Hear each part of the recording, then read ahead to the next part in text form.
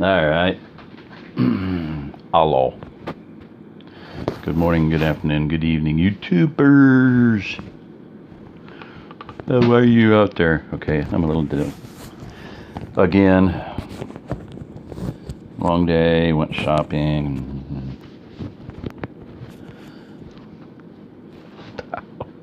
What can I say? This is, guess what this is? It's a redneck shower. If you're driving, you can cool yourself down, wet your head down, wet your do-rag down, your handkerchief, wipe your face off, and stay awake while you're driving. Okay? Redneck shower, kind of like my redneck bidet idea of the 4 SQB bottles. You know, the laboratory bottles. I don't have one handy right now, but, you know, I'm going to just do a couple things here. Yeah, if I can find them. Where'd they go? Oh! Okay. Upgrading a hair, but little laptop bag for the little, you can see it sticking out there. I'm not gonna,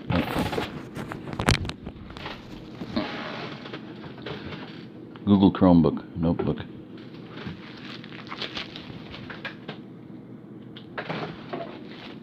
Little teeny charging port, but HDMI, 2 USB ports. This is looks like it's the size of a micro SD reader, so I'm assuming that's what it is. Try not to squirt it down with water. And there's something over here, which actually might be that might be a, yeah, that has an SD card reader. It's got an earplug jack. So whatever this is over here, I don't know. If anybody knows, let me know. It has a little flip down door. Kind of. It looks like about a micro SD card might fit in there. There's something in there. Okay. I'm going to figure that out before I take it out. Anyway, you know, just to show you, that's a little bit upgrading. It's a Google Chrome book. I found out about this guy about these from a guy that came and helped me out, or stayed on the property for a while. But it is, you know, basically supposed to be foolproof. You know, foolproof, bug-proof. You don't have to upload anything. It's not like Windows where you got to do this and that and the other thing. It's got to be on. I got to hotspot it. I'm looking for my hotspot. Pray that I can find my, you know, jetpack hotspot, please. Because I like to have it. It would really help out with this thing. And I don't know what the heck is. Oh, it's, you got to remember that it's not a touch screen. You actually have to use the little mouse thing. You know, you sit there and go, bam, bam, bam, bam, bam. Why isn't it working? It isn't working. Why isn't it working? Anyway, la-di-da. So that goes in the case here. So it's, you know, it's helped a little bit. I haven't even looked at the memory in it. I don't know what it is. Okay, redneck shower, redneck bidet, redneck female urinary device. You women get these. They're 45 cents a piece if you get a bunch of them. Less than $1 a piece if you get 5 at a time. About $5 for 5 of them on eBay or Amazon. Supposedly silicone. Like I said, I've been over that one before. Not sure, but get them.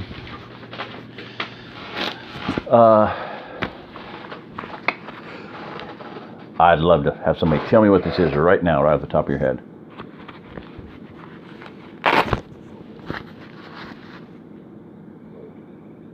If anybody knew before I tell you, you tell me.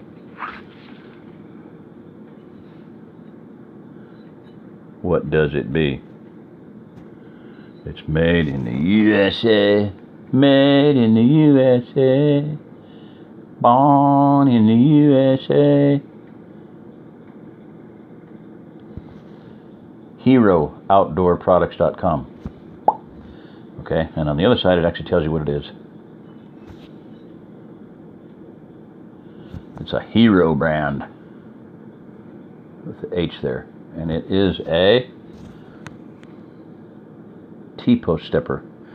In the story, Lights Out, Chaparro he carried 2 of them. They come in a 2-pack, I guess.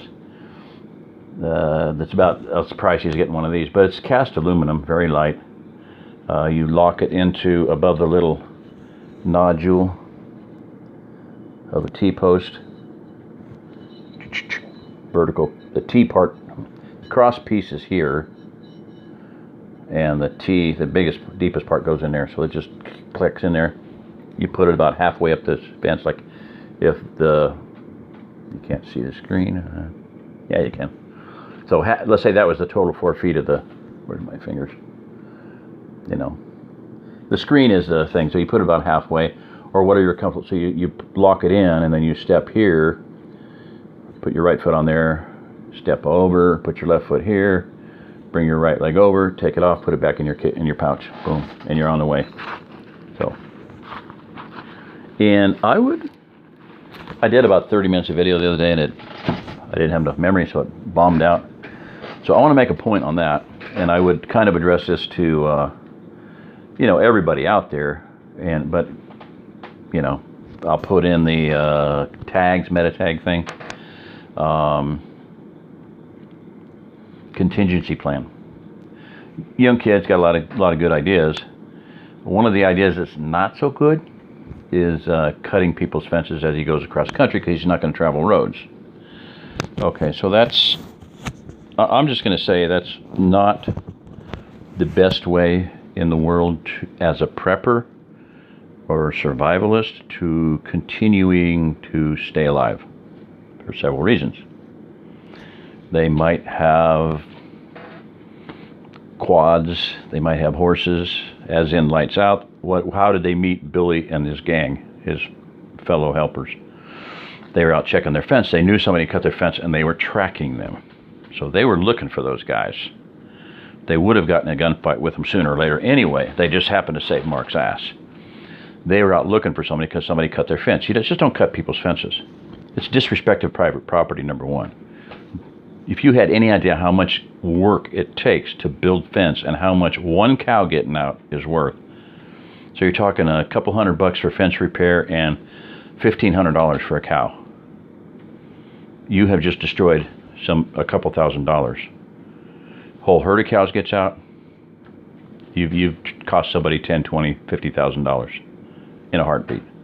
So respect private property. They built the fence, it's their fence. You don't cut somebody's fence. I mean, this is the whole point that happened with John. He was obstinate, he was proud, he was selfish, he was stupid, okay? Stupid is as stupid does. Well, stupid was going to get you killed. And disrespecting private property, one thing leads to another. He wanted to be selfish, everybody else wanted to help people. He ends up becoming a murderer because he accidentally kills his wife because he's being an asshole. Total asshole. So, you be an asshole, you're probably going to end up dying deliberately, basically. How else can you say it? You know, you're going to remove, you're going to remove yourself from the human gene pool. You're going to improve the human gene pool by removing yourself from it. Darwin award, basically. Now, there's several other reasons. People have sheep and goats. A lot of them have what's called guard dogs, LGD, large guard dogs. We've had them. We have goats, we have cattle, we have dogs. And those dogs, Anatolian Shepherds, Akbash, Great Pyrenees, Commodore, there's a whole bunch of breeds out there. It is in their bloodline. You don't have to train them. You got your sheep and your goats, and they go up on a hill and they lay there and they watch the goats. Okay? And they kind of sleep all day, because all night they're awake and they're barking. people hate them because they bark all night long. Well, that's what we pay them to do. You know, we feed them dog food. They bark all night.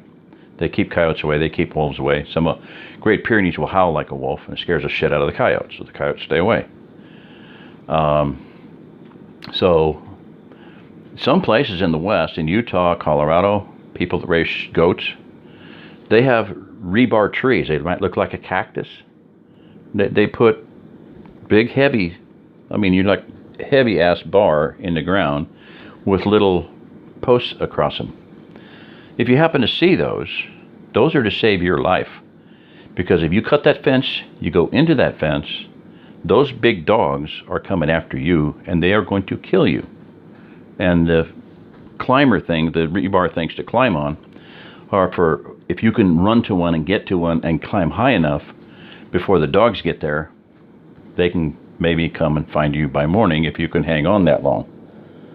Hold your body weight onto the thing long enough, you can stay alive until they come and maybe shoot you in the morning or do whatever they feel like doing.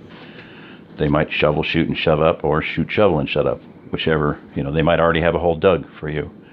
They don't appreciate people cutting fences. This is just the truth, Not everywhere, but, there are a lot of places that have large guard dogs, and they don't like people trespassing, and they don't like people messing with their goats, and they don't like people messing with their sheep, and they don't like people on their property. Just kind of take an aversion to it. I went up to one place out here, not too far from here, 200-300 yards from the house. Little sign, you're pulling up, and there's a sign right there where every driver that pulls in can read it. It's only about this big, but it was right by your driver window. And you pull up to read it, and it says, if you can read this, you are within range. Boom. And we were doing an AQT there. That's Army Qualification Training, teaching you how to stand up and shoot somebody in the head at 300 to 500 yards, standing up. That's called standing offhand. And believe me, there's a lot of people that can do that. Shooting prone, they're even more accurate. So I went to it was a DCM meeting, Director of Civilian Marksmanship at Bailey, Colorado one time. And I watched a little girl there. I don't think she weighed 90 pounds, maybe 98 pounds. 600 yards. Open sights. Did not get one. I think she had maybe one outside the bullseye at 600 yards. The bullseye is about 8 or 10 inches. I don't remember quite. And she put them all in there. So, yeah. So,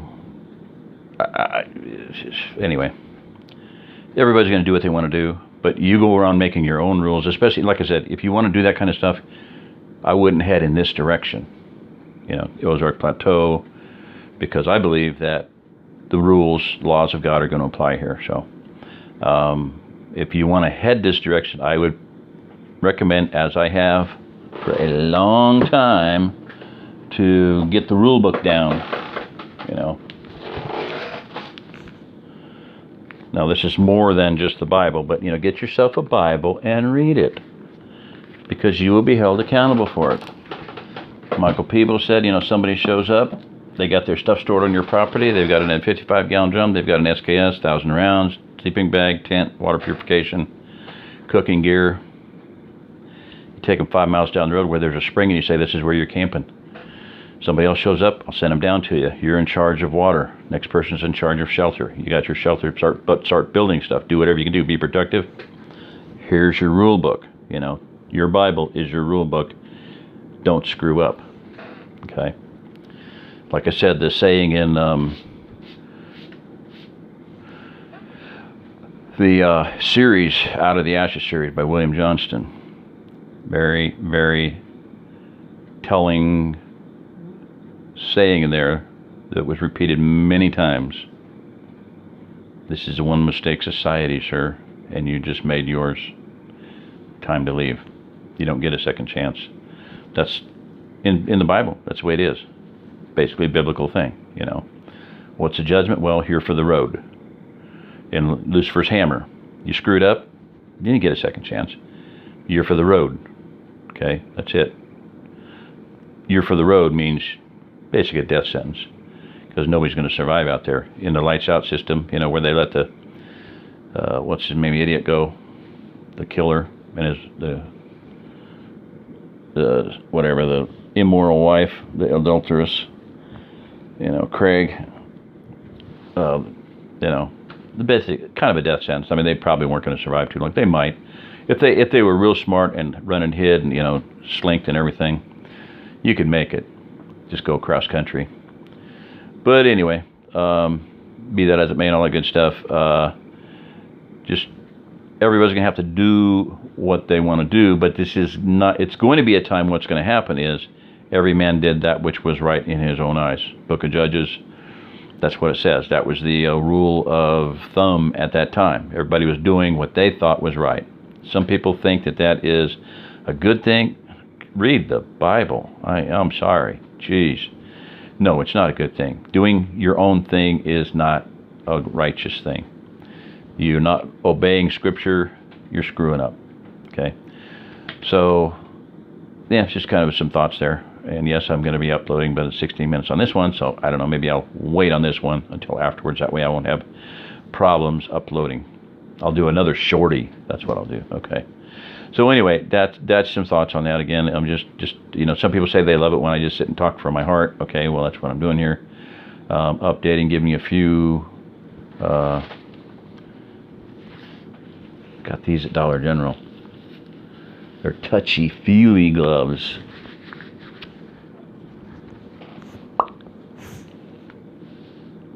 Boom. You know, my fingers are like, sometimes they're like, they feel like they've been put on a wheel, you know, because it's just irritating. It hurts. Painful. Getting painful. Anyway, those were cool. A few other things, but, you know, the T-post stepper, 2 thumbs up on that product. I'll do some other things here. One of them I'm going to do a comedy routine on. It's great. Something that every person that wants to go cross country should have with them, so they can, instead of cutting the wire, they can cut the gate, you know, cut the lock. There they are. See that yellow?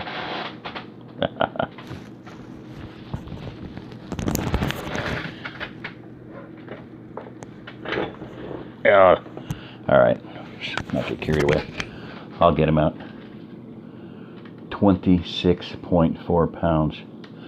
I think everybody that plans on going cross country should carry those with them, because they'll be really efficient at getting through any kind of obstacle, any lock. Keep you from having to cut those fences. Keep you alive. Give you a hernia. Tear your back to hell up, and keep you from going too far and cutting too many fences. All right. Hey, look, you know, just words to the wise. You know, like I said, everybody is going to do what they want to do, and see, some people are intent on performing their modus operandi of acting out what they have in their mind that is the right thing to do. Going cross country, great idea. Follow railroad tracks, for crying out loud, like they did in Lights Out. Do something better than destroying private property and killing people's animals. And probably at some point, not too long down the road, shortening your lifespan by several decades. I'm just saying it's not a wise idea. Belabored the point enough, that's it. And I just gotta do a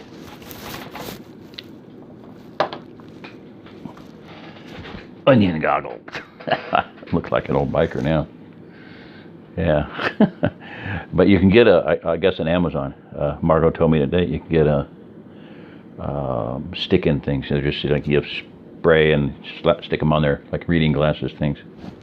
So I can maybe cover the bottom of these, and then I can use them for these, almost like sunglasses. I mean, they don't seem to darken it from the inside, but they sure do look like it from the outside. Alrighty, that's it. This is Jerry Diamond. If you are listening to this, you are the remnant. And oh, by the way, we got quail. 5 quail. So we're hoping they'll still be alive in the morning. Got a real good coop. It looks like it's critter proof. We'll find out. There's a lot of coyotes around here, but they shouldn't be able to dig in, and nothing should be able to get in there but a possum. They're smart, so I don't know. We'll see. A big snake could do it, but The nice thing about a big snake is if it gets in a hole that's this big, it's probably not getting back out, and then you can kill it. I'm just hoping they're still out there. So, whatever. So that's cool. And talked about getting a live lawnmower. Do you know what a live lawnmower is? 4-footed lawnmower. Because the grass is like, it's getting between 2 and 3 feet. I'd prefer to have something to walk around, chomp it, and eat it, and fertilize it. So, we'll see on that. Not the right time of the year for bottle calves, but one guy raises hair sheep, Dorper and Katahdin. There's Katahdin, St. Croix, Barbados, Blackbelly Barbados, Dorper. Anyway, sheep would be cool. Hair sheep. They're just good. They're great. They're a great breed. Jersey wants milk goats. Yeah, right. Whatever. Fine. Buy some. I'll believe it. Well, anyway, I'd like something out there to eat the lawn instead of me having to go out and physically cut it. Just a whole lot more productive of your time and everything. Now, one last idea. Start with a 10 by 10 patch, 20 by 20, whatever. Get a place in your yard and make this nice and smooth. Take out cut the turf out, roll it up, your sod, and put in the real good dirt and plant wheat. Get a push mower or an electric mower now, real good. Mow it. Juice it. Drink it. Drink your lawn. There is no reason for anybody, nobody will ever have to starve. Cows eat green grass and turn it into red meat and white milk and yellow butter. You can eat the green grass by juicing it. So, every broadleaf plant is food and herb and healing and life.